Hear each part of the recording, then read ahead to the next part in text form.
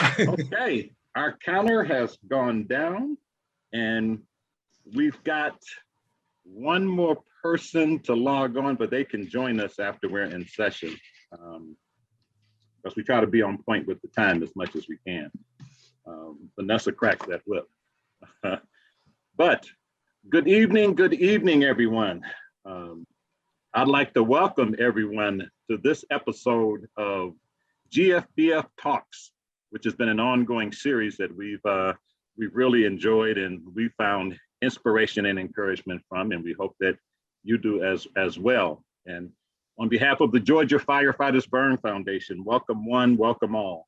And I am Dennis Garden, who will be moderating tonight, but I'm also the executive director of the Georgia Firefighters Burn Foundation. And our mission statement is, the mission statement is to partner with the fire service and burn care community to provide fire safety and prevention education, support medical facilities, and assist burn survivors in their recovery. And with the pandemic, it's caused things to change, which is how we ended up online, providing some support recovery for folks out there. And for more information on the foundation, you can log on to, you see our website there, www.gfbf.org. You can log on there for more information, to sign up to get on our mailing list, and shameful plug, you can also log on to make a donation to the foundation because we are a registered 501c3 charity, and we always can use support through volunteers and financial as well. And tonight's topic is burn survivors, LGBTQ. And we thought we had a cute little title, is LGBTQ are all letters in the alphabet, included in the alphabet. Why aren't they included in society as well? What makes that so difficult? And before we get started, I want you guys to introduce yourself. We're going to do self-introductions, but I want to say that we're not here to make any religious or political statements. We're here with a group of people, a group of very inspiring people to me in the foundation, and we thought we'd engage in a informal, casual conversation, just talking about some of the challenges and triumphs of the LGBT community, or identifying oneself in that category. And it's always very interesting to me. One, I want to applaud your courage in making that statement, and one, let you know how grateful I am that you guys recognize yourself and taking an honest and true look at yourself and living your truth. And I was asked, what does this have to do with the burn community? But I think that we can agree that a lot of the challenges that are encountered being in the LGBTQ community are encountered by burn survivors as well.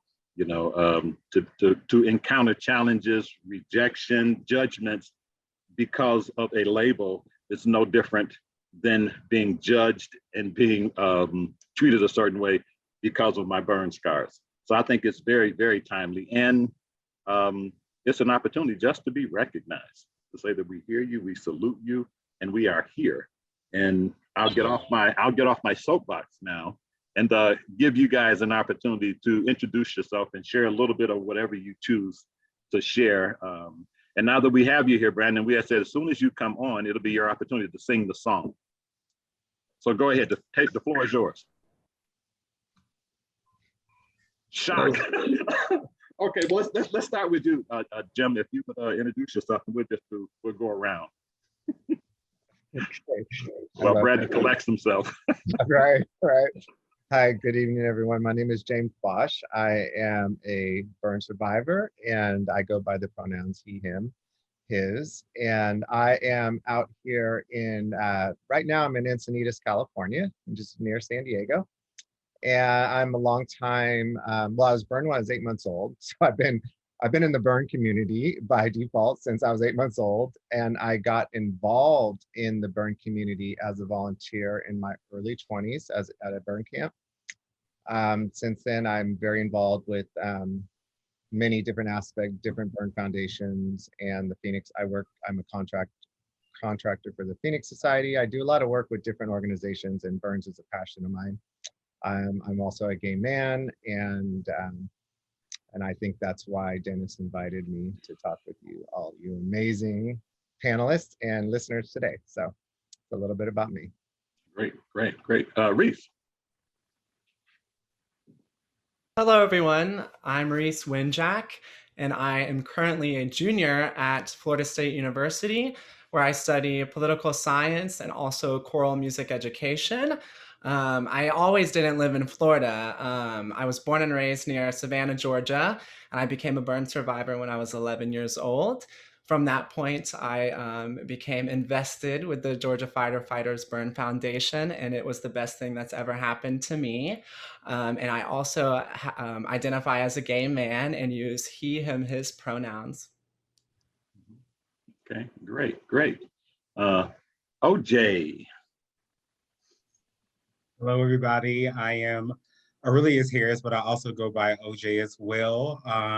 I am in Southern California. I have been out here for about 9 years now. I have been a burn survivor since I was 3 years old and been a part of the GFBF family since I was 11. Being a burn survivor has its difficulties, and also it correlates with being a gay man. And I'm excited to be here and never would have thought that GFBF would be hosting something like this, but I'm very honored to be a part of it. Great, great, great. Nat. Hi everyone, at the Jesus. I use they, them pronouns. I've been a burn survivor for, I think, going on 8 years now, 8 or 9 years. And since then, I was lucky enough to connect with the Burn Institute in Southern California, who then introduced me to GFBF through the young adult retreat when we get to go out to Georgia and meet people from other burn organizations. Feel really grateful to be in this space and can't wait to chat more. Sweet, sweet. Brandon, don't worry about the song. You can just do an intro like everyone else. How about that? Hello, I'm Brandon. Sorry, I'm late. I rushed home from a day flight, but I'm a flight engineer on a C-130 in the Air Force, and I am a gay man. I have 2 children that we adopted, and see, I was burned when I was 4, so there's that. Other than that, it's so interesting that the one military guy on the line is the guy who was late getting in. well, you can tell that I don't use Zoom because I had to download it to my computer.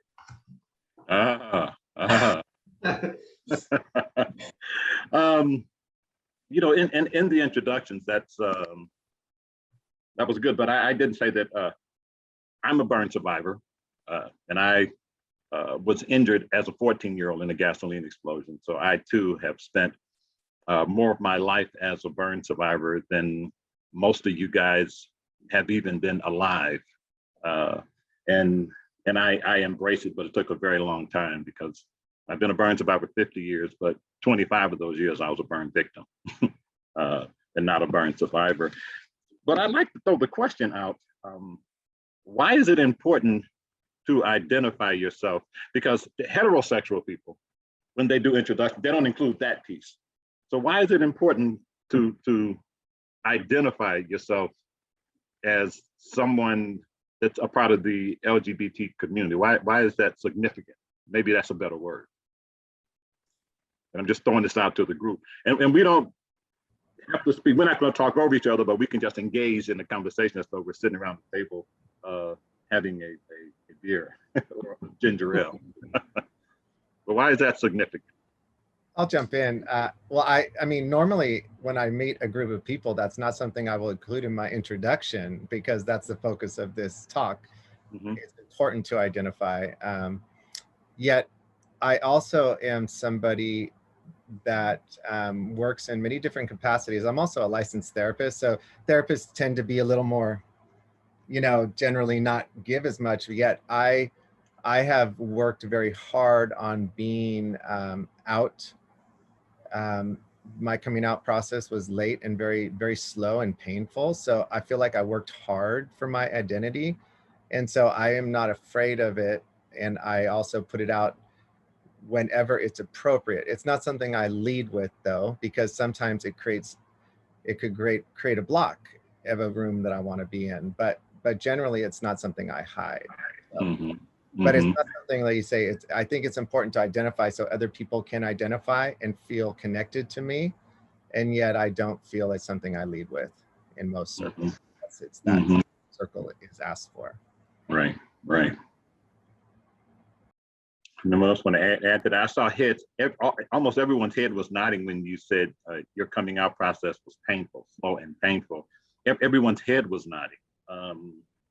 You're gay, you're trans, you're whatever. What's painful about that? I think I saw heads nodding. So please jump in here. I'm playing the devil's advocate. It's Go ahead. At least for me, it's not painful that I am who I am. It might just be painful that other people not see me as who I see myself, or that play a role in in the way people perceive me. I think I'm a little different than James as far as I when I introduce myself, I really try to be proactive about people knowing my pronouns, people knowing that I don't necessarily like being grouped in with women or being called a girl.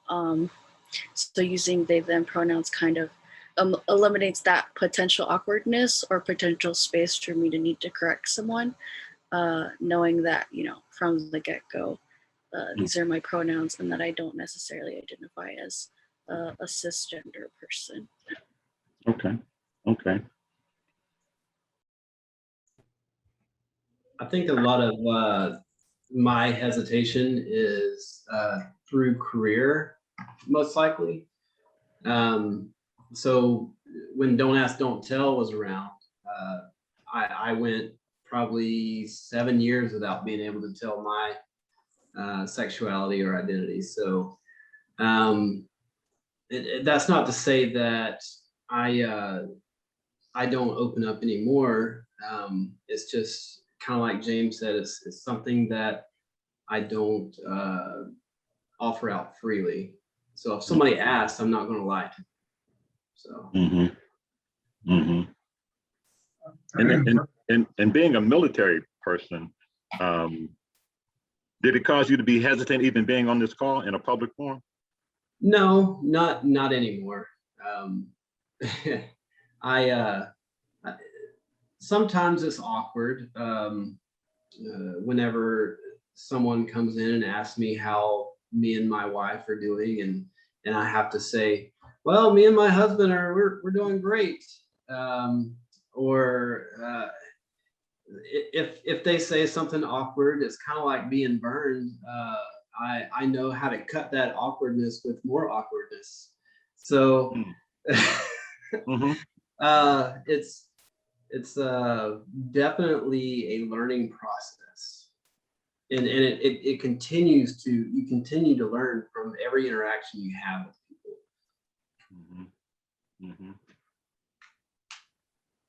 I think for me, I always thought that although my sexuality is being discovered, my identity as a burn survivor is also the same.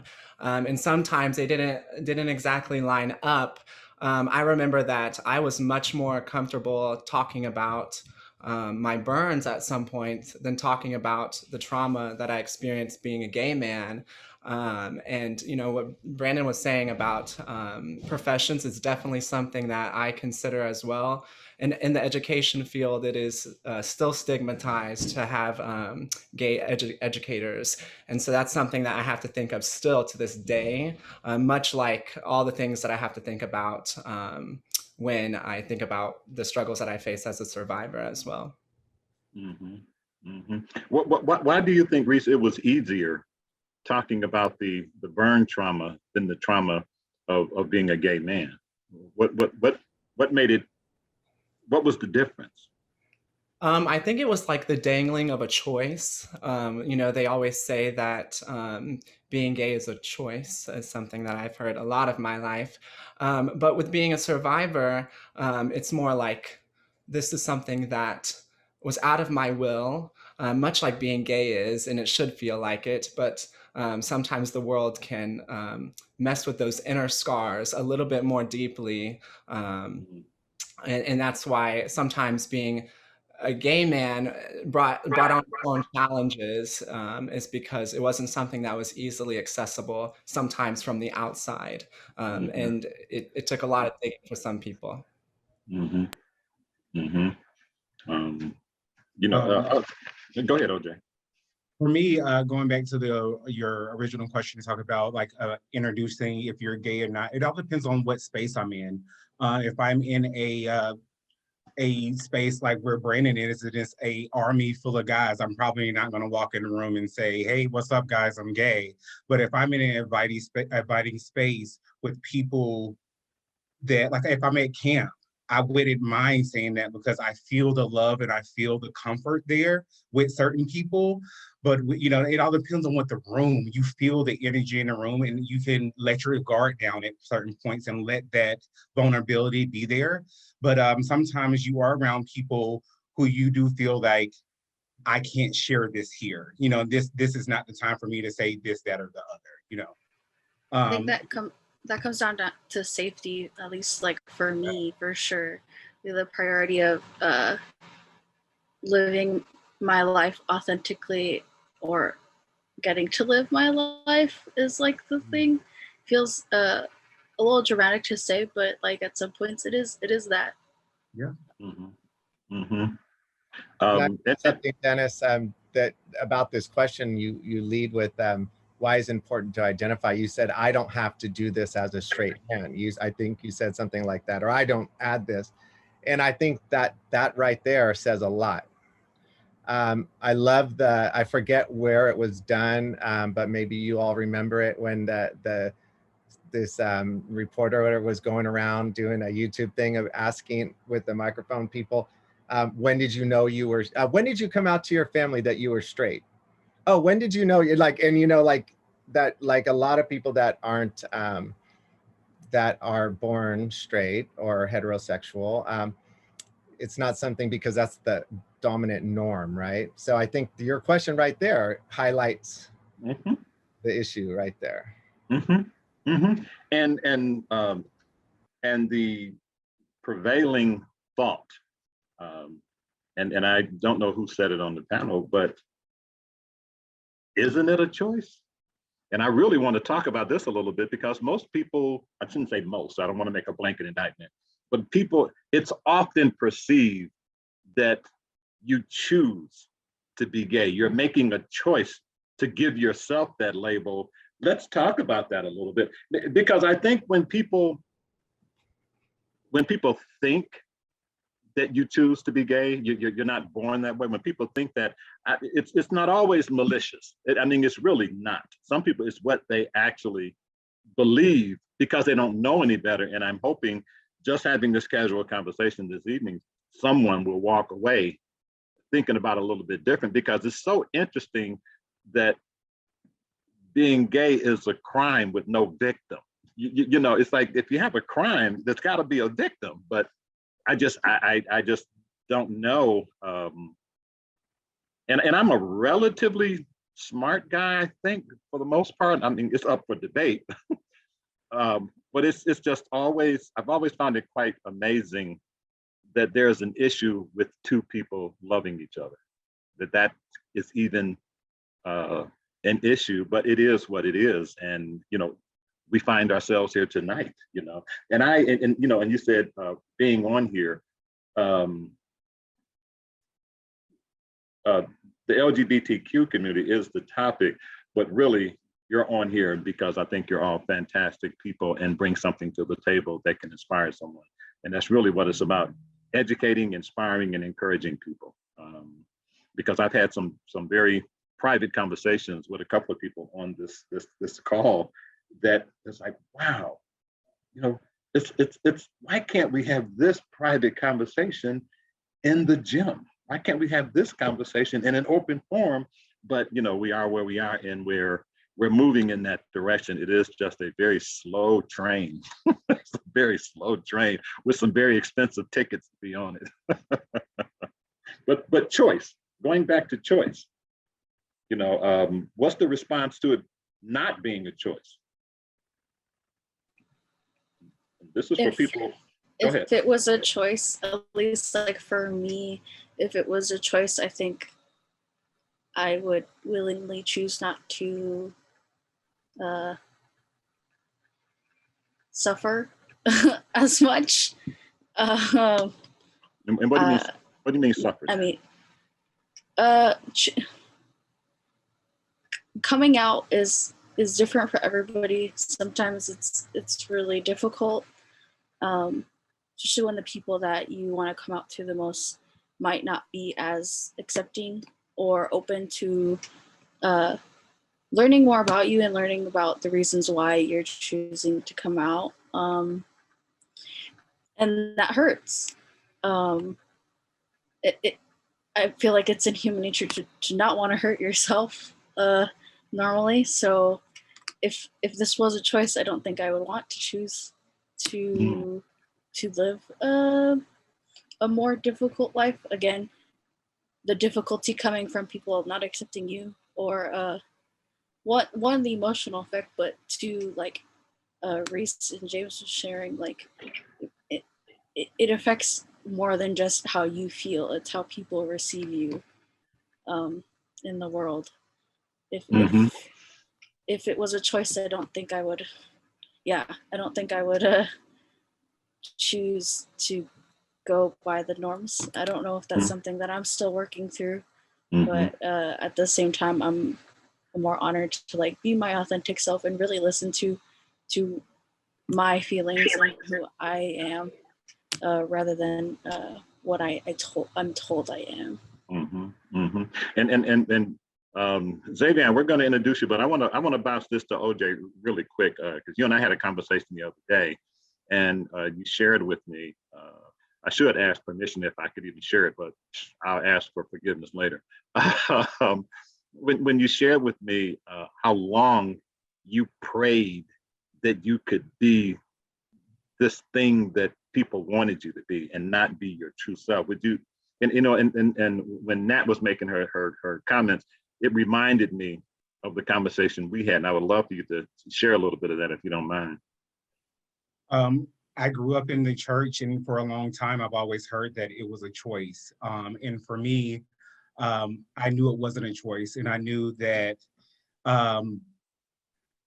that God wanted me to be who I am today and not be somebody else. And it was many a times that I prayed and cried and wished and hoped that everything would be different, and I can just wake up the next day and be the person, the straight man that everybody wanted, to be the husband, to be the dad, and to be all of that, and to be what society accepted and wanted from me, and not necessarily my family. And when it didn't happen, I was devastated. I was literally crushed, because I was like, well, I'm stuck in a life where people are going to look at me even more crazy than I'm already looked at. I'm a burn survivor, I'm African American, and now I'm adding on, I'm gay as well. And, and it was, I just felt like the weight was on me because it was something that I couldn't change. And I don't think it's a choice, because I don't think people that are part of this community would choose to lose their friends, their family. I don't think they would choose to have the fear of coming out and having their lives completely changed. Yeah, we've got a straggler that's that's joined us, and we're going to break right here and have you do a brief introduction, Xavier, and join the conversation. Sorry for being late. I overslept. Wow, you didn't try to come up with a good excuse, but go ahead. I'm a liar. I know. We're glad you joined. Yeah. I'm Xavier, I'm a gay trans guy, burn survivor since I was 12 years old. Mm-hmm. Mm-hmm. And for those who are viewing that may not understand, because some of the terminology people may not understand when you say you're a gay trans guy, what does that mean, Xavier? So I was assigned female at birth when I was born. Everyone thought I was a girl. I was raised as a girl. That's the phraseology that a lot of people are familiar with. I realized I was a guy and came out as a guy around age 19. I realized I was trans around age 17 and came out around age 19 and started physically transitioning, taking hormones around age 21. And I am gay. So I'm a guy. I like guys. Okay. And when you say taking hormones, because I don't want to make the assumption that the people who are watching, it's familiar with some of the terminology, and you take the hormones, the reason for that would be? So I can go through the correct puberty. Not every trans person wants to go through second puberty to wants to transition that way, but that is my path. So I take hormones. I'm on testosterone. Okay. Great.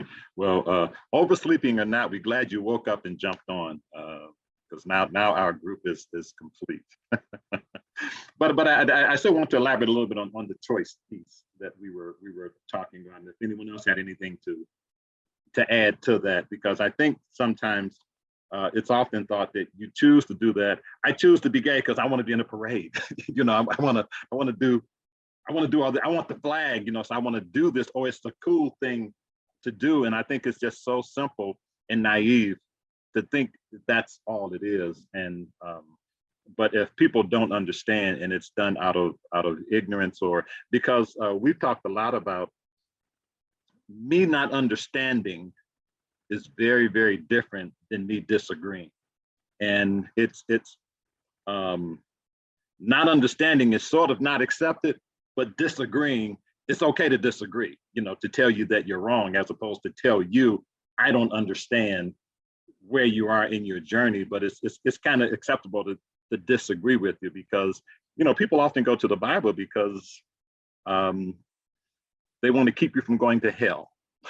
That they do. They want to keep you from going to hell. And this is what's going to happen. Like you said, OJ, you were raised in the church and you heard that. And to some degree, and sometimes people from a place of love just can do some very unhealthy things. But I'm sure you guys can speak to doing some unhealthy things yourself, like denying who you are.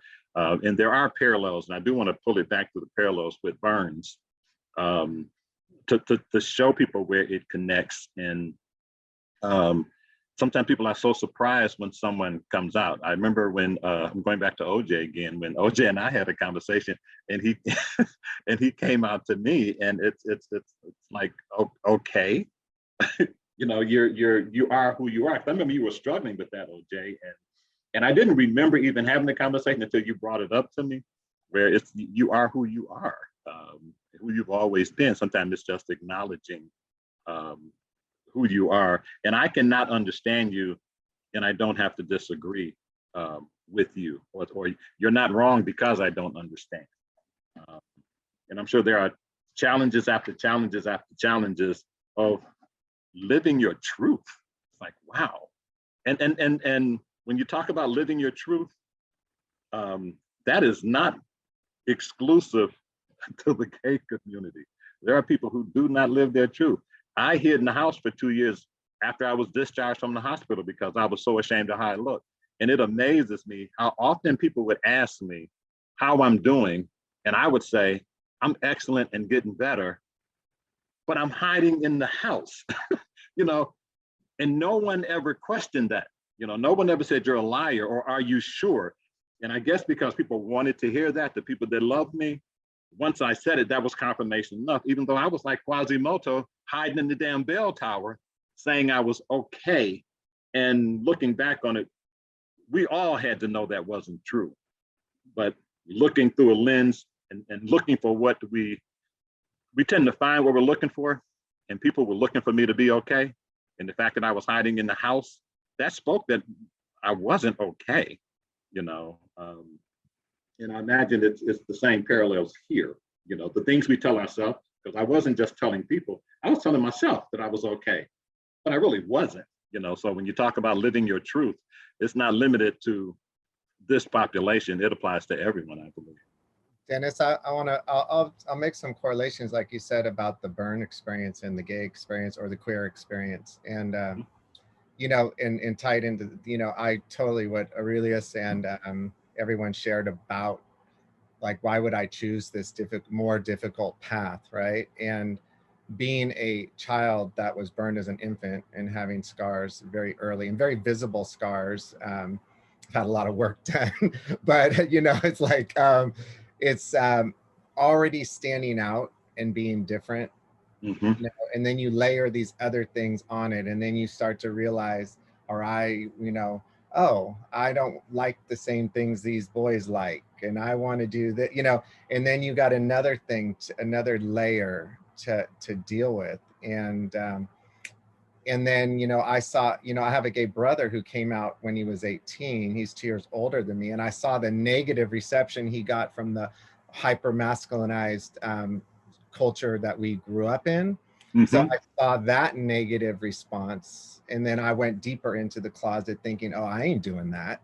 Yeah. You know, and then I had to find my own path. And it's really interesting because coming out, for me, I also had to deal with my burns again in a community. And I came out, I lived in San Francisco in a very, in a gay community, and I'm not speaking for the trans and the lesbian and the other, but specifically my experience, which is more hyper focused on the visual, on the perfect body, on the young, on the image. So I had to like, oh, how do I fit in here now when I've been trying to fit in all my life with these scars in a regular society? So it was a very interesting time for me that helped me. I had to get really comfortable with myself in a very extreme way again. And the process just continued. So I think, and it's very interesting. I was thinking about this talk today, and I'm wondering what you guys think. Like when I see kids at burn camp, they kind of categorize themselves at the level of burns and stuff. And when I come out, in the gay community, we have all kinds of labels for ourselves, and we categorize ourselves and marginalize each other all over the place. So it's just very interesting, some of these correlations that I was thinking about. So anyways, I'll let the other panelists talk on any of that or whatever they want to talk on. Does that relate to anyone else on the panel? I see you chomping at the bit, Xavier. Well, I did relate to the experience of, I have an older sibling who came out as trans a few years before I did.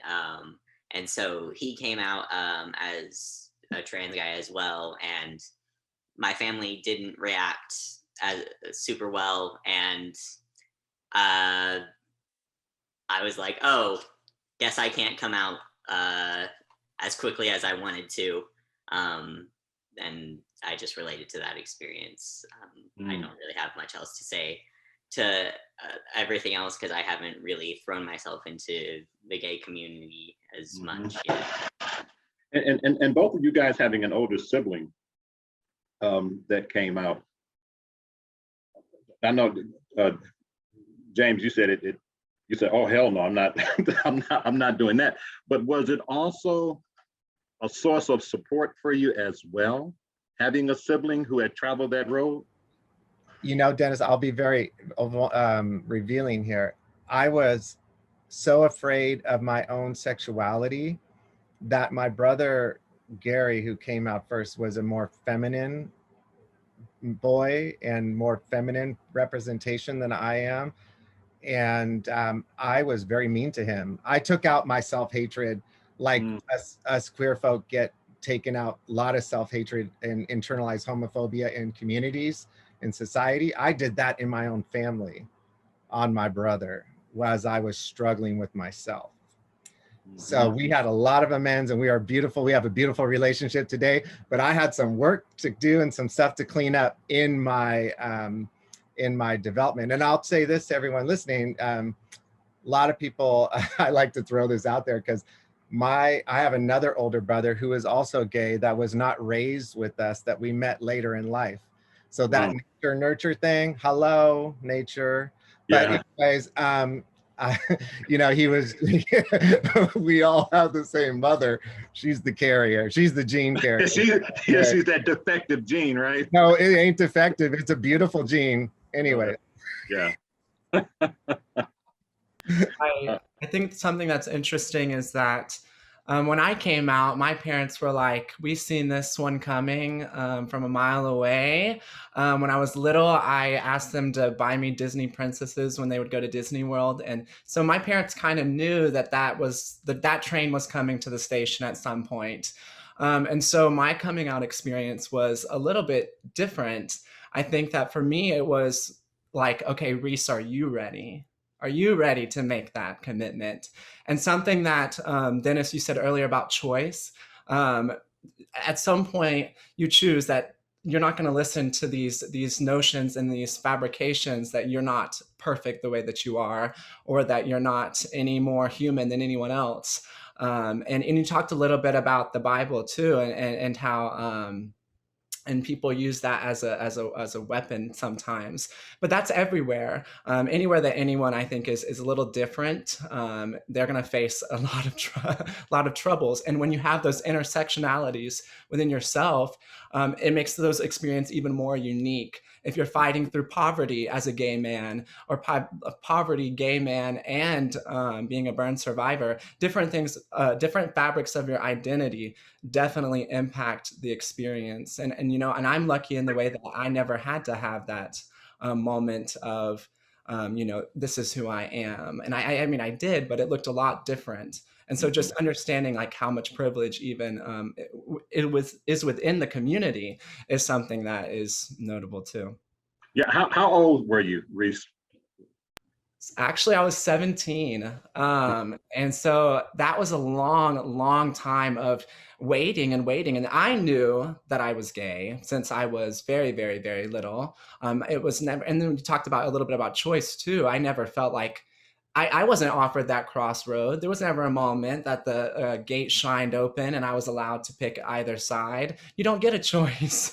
And so I knew that that was something that I would have to rock with for a minute, but I didn't expect that I would live 16 years waiting. But it's all about when you're ready and when you feel like it's appropriate. And what was that conversation like? Because if your parents saw it coming, and it was 16, 17 when you had the conversation, what do you think would have happened if you never had the conversation? Would they continue to wait, or at some point, do you think they would have brought it up or something, or would it just been something that was never discussed? Oh, they brought it up many times. Okay. But Reese was like, this is no, I'm not. And when I was in 7th grade, I got punched in the face and my eyebrows split open because a kid was being homophobic on the bus. And I think that that's when my parents started realizing that they had to view me as a gay child to honestly help me through the experience. And I'm so lucky that I had that because most kids have to figure that out by themselves and they don't have that safety net. And I think that segues us into family dynamics because I think living your truth, it impacts more than just you. You know, it impacts relationships. It impacts people you care about. It either brings you closer or it makes separation.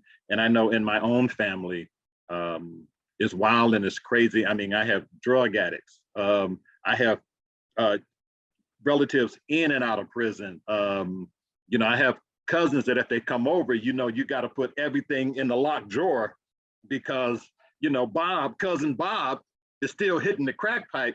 All of these things I were accepted in my family, but when I had some relatives to come out, okay, now you've crossed the line.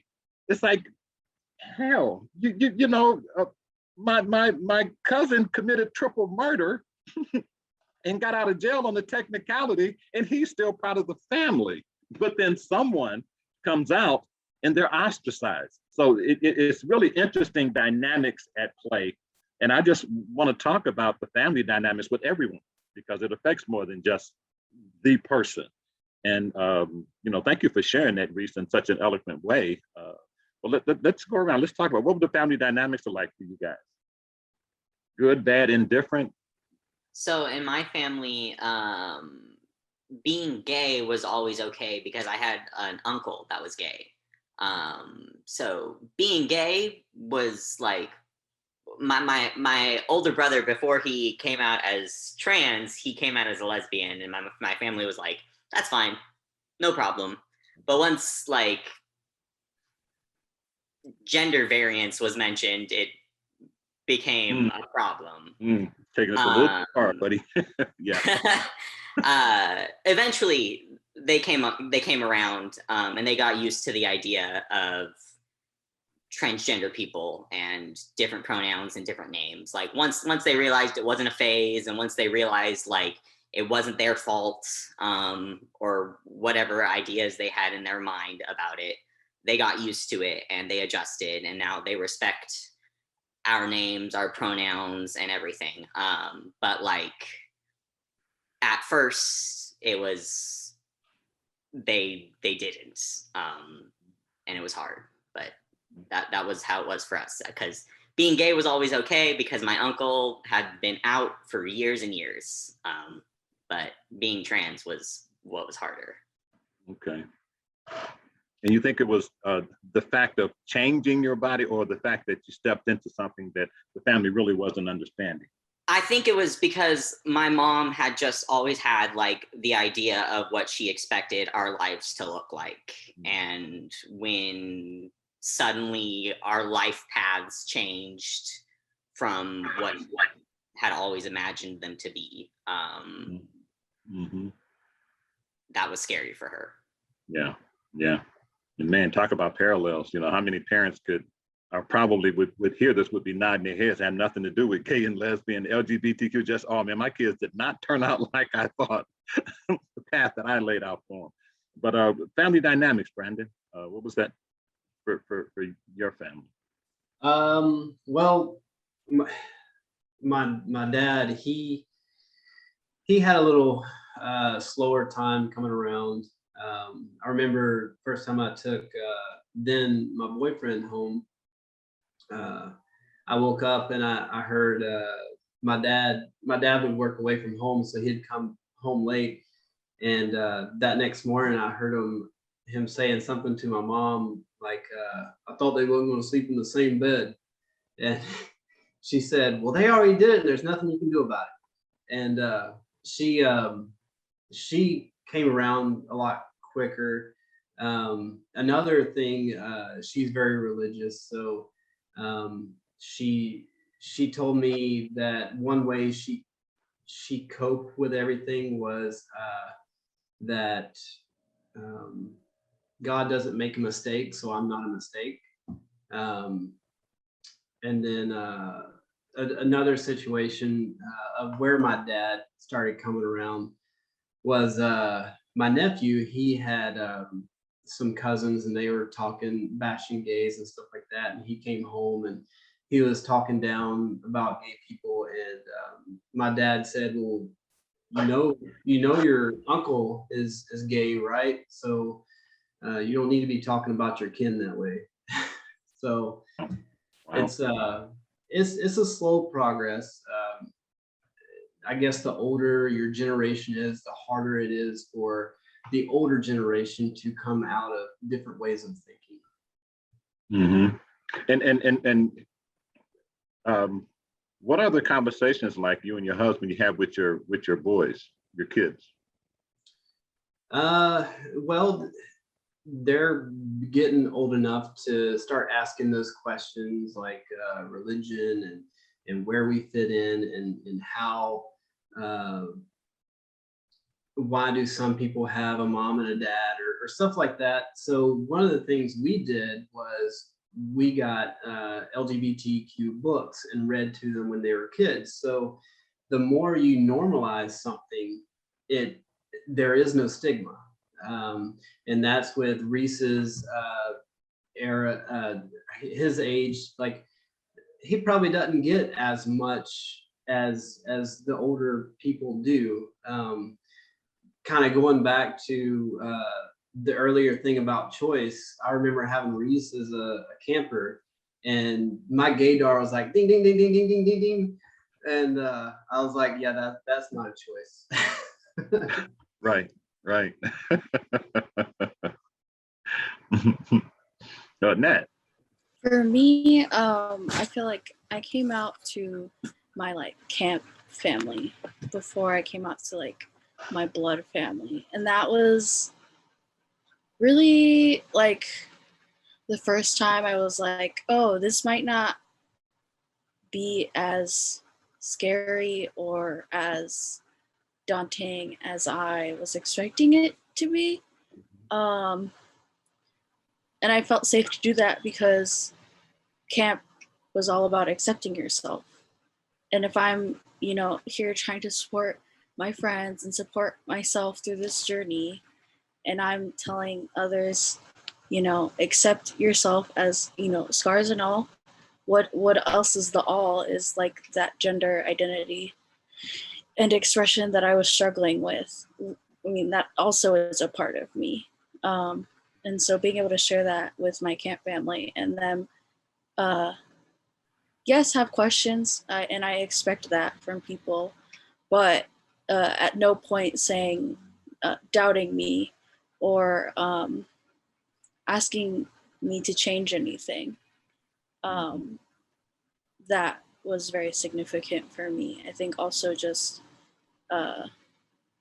being, at least for me, being away from home a lot of times, thinking, okay, if I do come out in my home and that doesn't end up looking the way I'd like it to or as safe as I'd like it to, I know that being here is safe. Mm-hmm. Emotionally and like in all aspects, like I'm safe. Mm-hmm. Mm-hmm. OJ. With my family, one of my first memories of somebody else saying that I was gay. My mom's from this little small backwoods town in Georgia called Leary, and it's like only one gas station and one flashy caution light. That's it. That's the whole town. And somebody was saying that I was gay, and I just remember my mom. We were in my grandma's house, and she said, "He's mine. It doesn't matter who he is to you guys or what you all think. He's my son, and I love him no matter what." And I knew in that moment that I could come to her and tell her anything. And she was the first person that I told that I was gay when I was a senior. And she didn't tell anybody for years. And then the next thing I know, I had a boyfriend and I was bringing him home from college. And that's when the rest of my family knew. And I'm pretty sure it was conversations that happened behind closed doors and on phone calls. But they already know who I am and my attitude, and they know if they bring it to me, I'm also going to hold their feet to the fire on their lifestyle and the things that they do that may not align to the Bible or whatever they want to say. So they know, right? They already know that that's how I am. So with my family, they have been very supportive, and I'm lucky to and very blessed to have them in my life and to have the love and support that I have from them. Mm-hmm. Mm-hmm. Mm. Yeah, and like with the family stuff, how do we pull them in? And when I say family, I'm talking community. How do we open the community? Because in some ways, the gay community is ostracized. But in some ways, by creating a community, there's a sense of safety and supporting community, but that's also a sense of self-ostracization, isn't it? A little bit. It's kind of like, burn camp. We have burn camp because we want kids to feel normal and like everyone else. but but no one else can come. And I remember having a debate with a physician up in Montreal or Canada, and he specialized in cleft lip, cleft palate, repairing that, and said, no, we don't really do any significant work until these kids get about 7 or 8. But they spend all the time up until then telling the kids that they're okay, doesn't really matter how you look, love yourself no matter what. And then at 7, you start fixing them. And to me, that's just such a contradiction. If I'm telling you you're okay, if it's something other than function, then everything you've been telling me was a lie, so to speak. And like Brandon, you said, talking to your kids and reading to your kids, I never had conversations, and I'm a very visible burn, and I never had conversations with my kids about it, but I'm having conversations with my grandkids, so that the generational silence ends, with the grandkids, and having those conversations that I never had with my kids, because it's really just about understanding. It's really just about communication. And it's just amazing to me, something as simple as communication is so incredibly difficult. Honest, true conversations with others and with ourselves. Can I make a comment, Dennis, on something you said? Is, you have to realize, you say about that gay communities or queer communities isolating themselves, but you have to realize that in your lifetime, in my lifetime, we could be put in jail just for being gay or for loving someone. Still, it's not that far away that it was illegal.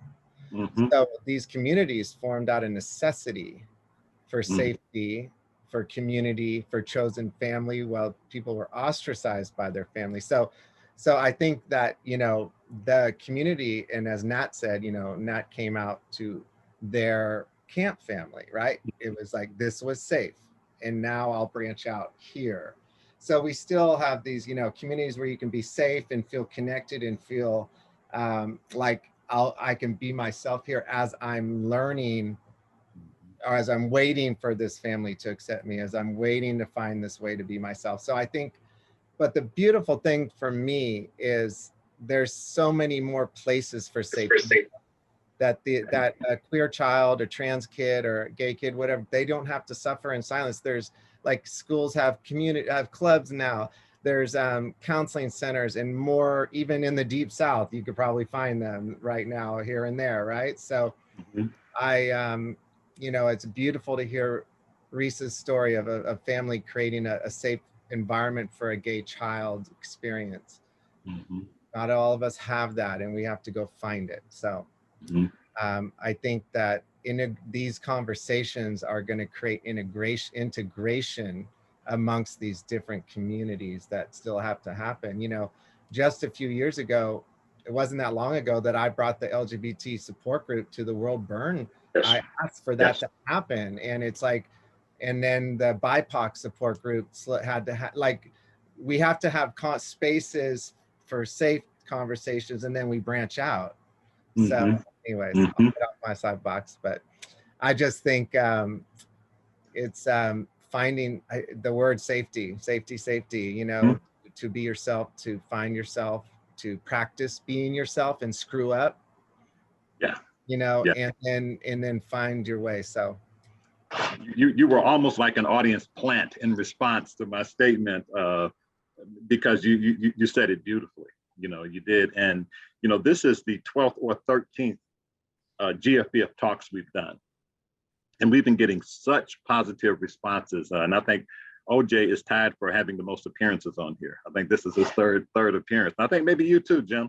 But we've been getting really positive responses until this one. And it's just so interesting, because we had a lot of people that really appreciate us doing it, but we also had people who had been longtime supporters and volunteers with the foundation that unsubscribed, because of this, just unsubscribed. And in conversation, I said, I'm not surprised at some of the feedback. I'm surprised at some of the places it came from. But also, it confirmed to me why we needed to have this conversation, why we needed to approach this subject. Because the Georgia Firefighters Burn Foundation, we talk about inclusion. We talk about camp just to include people, just because there are challenges associated with being burned, and it's all about inclusion. But when you talk about inclusion in its truest sense, you don't pick and choose inclusion. It's either you're inclusive or you're not. And we're trying to live and operate in such a way that we really are about inclusion, and so I'm just pleased that you guys were here, and our counter is going down, but I want to really quick give each of you an opportunity to share a parting word of wisdom, if you will. And we'll start with Brandon. Well, I guess I would just say that even it kind of goes back to a comment earlier about how we all have our tribes and we all have our different sects. We've gotten really good at the lesbian, bi, gay ordeal about acceptance, but we really struggle on the trans and other acceptance, even in the gay community. So what I tell even my leadership whenever they approach me about LGBTQ rights is just have an open mind. Even though you don't understand it, just have an open mind, because I don't want anyone to go through what anybody had to go through in the past. Mm-hmm. Great. Nat, your parting words of wisdom. Oh man. Pressure. I mean, I'm just really happy to be here, and I really this is like you said, a space that was needed. Yeah, some people might not want to be a part of that space, but GFBF is definitely here for everybody. We can feel that. Great. Xavier. Just kind of reiterating what Brandon said, you don't have to understand something to accept something. Mm-hmm. Great. OJ. Just be your authentic self, love yourself, do your work, and no matter if you're gay or not, doing the work on yourself is where it starts. And if you do that, you'll live your authentic life and your truth, and your life, everything else and the naysayers and everything else will fall to the wayside, because you will see that it really comes from yourself and within. Mm-hmm. Reese. I think that's something that's interesting is that I remember as a camper, Brandon as my counselor, and having that role model that I never had before, and being like, that is someone that I want to be like. And so always fighting for safe spaces, and always fighting for a place to, be yourself and to offer that. And that's why I think it's so special about the GFBF. And that's why I came out at camp as well before, so. Mm-hmm. Great. James Bosch, my good friend. Well, just I wanted to say I appreciate everybody in this room, and I guess I'll say don't look back in hindsight and wish I had lived my happy, authentic life. Don't wait too long to do that. And if you're struggling accepting your loved one, don't have regrets that you didn't have a life with them too.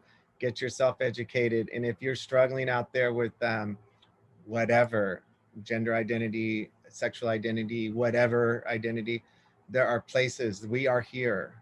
There are people here to march alongside you as you're figuring it out. You don't have to do it alone. Mm-hmm. Great. Well, we just appreciate everyone, because it's really, it's a hard road to live other people's expectations. It really is. And on behalf of the Georgia Firefighters Burn Foundation, we want to thank everyone for tuning in, but I really want to thank each of you, not just for being on this call, but I want to thank each of you for having the courage to live your truth. And that's not limited to the LGBT community. So it's been a fast hour. It's been a quick hour, but I believe it's been inspirational to impact someone's life. So with that, you guys continue living your best life. We love you here at the Georgia Firefighters Burn Foundation, and thank you. Thank you all. All right. Toodles.